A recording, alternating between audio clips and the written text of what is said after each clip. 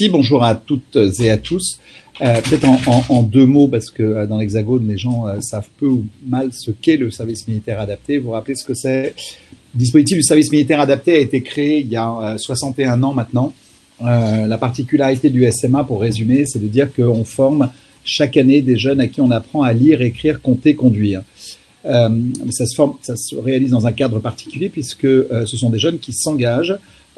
et qui ont un statut de jeunes militaires, puisque pour 6000 jeunes qui sont accompagnés, vous avez 1200 militaires qui les encadrent et qui les mènent dans ces missions d'apprentissage. Donc aujourd'hui, on leur apprend à lire, compter, conduire de façon globale dans l'ensemble des régiments. Et ensuite, dans chacun des régiments, vous avez en tout plus de 180 filières de formation qui sont spécifiques à chacun des territoires. C'est-à-dire que ce qu'on va apprendre en Guadeloupe n'est pas ce qu'on va apprendre en Nouvelle-Calédonie, qui ne sera pas ce qu'on apprendra non plus à Mayotte. 84% de ces jeunes sortent des régiments en sortie positive, donc soit avec une poursuite de formation, soit avec un contrat, CDD ou CDI. Mais ce que l'on a constaté depuis un certain nombre d'années, c'est que très souvent, 2-3 ans après leur passage dans les régiments, ils reviennent vers les régiments et demandent à leurs formateurs « mais vous nous aviez aidé à un moment donné pour passer mes entretiens, pour remettre à jour mon CV et aujourd'hui, je ne sais pas trop vers qui me tourner ». Et finalement, dans ces parcours qui sont souvent des parcours assez chaotiques des jeunes qui viennent dans les régiments, l'accompagnateur, le chef de filière qu'ils ont pu avoir est l'élément référent ou en tout cas le tiers de confiance vers lequel ils se tournent. Et donc, à la demande du ministère des Outre-mer, parce que le SMA est rattaché au ministère des Outre-mer, et donc les militaires sont détachés par le ministère des Armées pour agir au sein du SMA, il a été demandé de réfléchir à la création d'un objet qui pourrait permettre à la fois d'accompagner des jeunes qui ont un projet entrepreneurial ou un projet salarial et en même temps d'aller chercher des acteurs locaux ou des acteurs hexagonaux qui auraient envie de s'engager ou se réengager dans les territoires ultramarins. Donc après avoir réfléchi et de regarder quelles étaient les différentes possibilités qu'on avait à notre main, on a décidé de créer une fondation qui est une fondation abritée, qui aujourd'hui est abritée chez FAS. Le choix de FAS n'est pas anodin pour nous parce que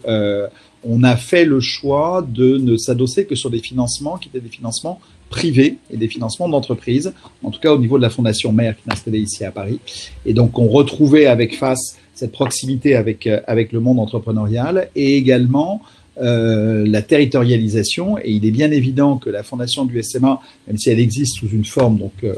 principale avec cette fondation installée ici à Paris, on a dans chacun des territoires un relais avec une association de loi 1901 qui nous permet d'être au plus près des besoins des territoires et des acteurs locaux et surtout d'être en capacité de suivre les projets que l'on peut avoir. C'est pas nous, depuis nos bureaux rue Oudinot, qui allons pouvoir savoir si tel ou tel projet qui remonte de Guadeloupe, de Réunion ou de Nouvelle-Calédonie est un bon projet et surtout, on ne sera pas en capacité de l'accompagner correctement.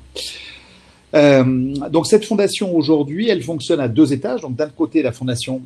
appelons ça la fondation mère, qui a pour but d'aller collecter des fonds, d'aller distribuer les fonds et de faire rayonner la fondation.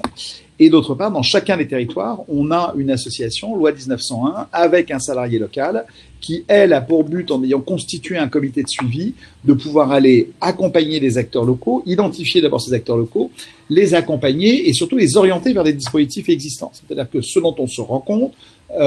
et merci Mickaël, parce que vous avez dit tout à l'heure, parce que je ne connaissais pas le PETR de la Réunion, on est présent à la Réunion, donc on voit bien qu'on a ce besoin d'aller échanger en permanence et d'aller voir ce qui se passe dans les territoires. Et donc tout l'enjeu pour nous, c'est aussi d'orienter les jeunes qui viennent nous voir avec un projet vers des dispositifs existants où on les accompagne, soit totalement, soit partiellement. Pour illustrer peut-être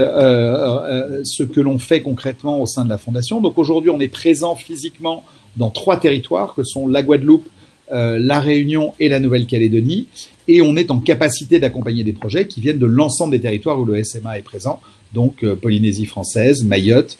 Martinique, Guyane, où on a cette capacité donc d'aller accompagner des projets. Je vous disais, on accompagne des projets entrepreneuriaux, des projets salariaux, on accompagne aussi de l'urgence. L'urgence, elle est souvent liée à la mobilité ou au logement. Donc typiquement, là, lors de notre dernier COMEX, On a attribué une aide au logement pour une jeune femme qui est une Guyanaise, qui a trouvé un boulot, et ça illustre parfaitement les problématiques qu'on peut avoir, qui a trouvé un boulot dans un EHPAD. La seule chose, c'est que si elle va payer son loyer, faire son dépôt de caution, acheter son lit, acheter son frigo, acheter son micro-ondes, mais elle va être forcément démarrer en situation de surendettement ou en tout cas en situation de fragilité. Et donc la Fondation, dans ces cas-là, vient pour financer le premier loyer, faire le dépôt de garantie et l'aider à s'installer. Autre exemple, on accompagne une jeune femme qui est installée en Guadeloupe et qui a un projet, là plus un projet entrepreneurial, parce qu'elle veut créer une ferme, et en l'occurrence de poules de chair et de poules pondeuses, une ferme bio. Et donc on l'aide très en amont, en mécénat de compétences, donc en réunissant autour d'elle un certain nombre d'acteurs qui sont des partenaires de la Fondation et des associations locales, que sont par exemple la BRED, que sont les experts comptables, de façon à l'aider à construire son business model, à construire son dispositif, à l'accompagner juridiquement pour voir quels sont les différents dispositifs dont qu'elle peut utiliser et qu'elle peut relayer. Et en même temps, on l'accompagne aussi sur l'aval oui, de sa création, puisqu'on a une structure qui nous accompagne qui a des stations-service dans lesquelles il y a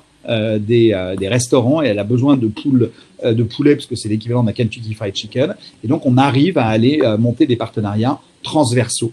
Et nous, l'intérêt aussi des acteurs locaux, c'est que autant au niveau de la Fondation Mère, on ne s'appuie pas sur des financements qui sont des financements publics ou parapublics, mais en revanche, en local, on va chercher des acteurs qui sont installés sur les différents territoires. À La Réunion, en ce moment, on réfléchit à la création d'un incubateur qui nous permet d'avoir aussi bien des acteurs comme Orange, mais aussi des acteurs locaux qu'on pourrait embarquer. On était hier cette semaine, avec les CCI ultramarines, pour voir comment justement on peut développer et déployer des actions de terrain, parce que, encore une fois, et j'insiste là-dessus, et c'est ce qui fait la force du SMA, c'est que chacun des territoires est terriblement spécifique. On en a même qui ont des monnaies spécifiques. Quand on est en Nouvelle-Calédonie ou en Polynésie, on est avec des francs pacifiques, donc avec des lois qui sont particulières. Et donc, on a ce besoin d'avoir cette granularité et cette connaissance locale qui permet de déployer nos actions sur les différents territoires. Donc, voilà un peu rapidement comment on s'implante, à qui on s'adresse. Pour finir, on s'adresse à l'ensemble des jeunes ultramarins moins de 25 ans, plus de 18 ans à peu près. Ils ne sont pas exclusivement sortis du SMA, bien au contraire. C'est pour ça qu'aussi, on met en place des actions de partenariats locaux avec des acteurs locaux pour nous sourcer des projets, que ce soit l'ADI, mais que ça peut être aussi des dispositifs au sein des territoires, des départements ou des communes ou des pays comme en Calédonie ou en Polynésie, de façon à avoir ces jeunes qu'on peut accompagner pour leur permettre de solidifier leur parcours et leur insertion professionnelle.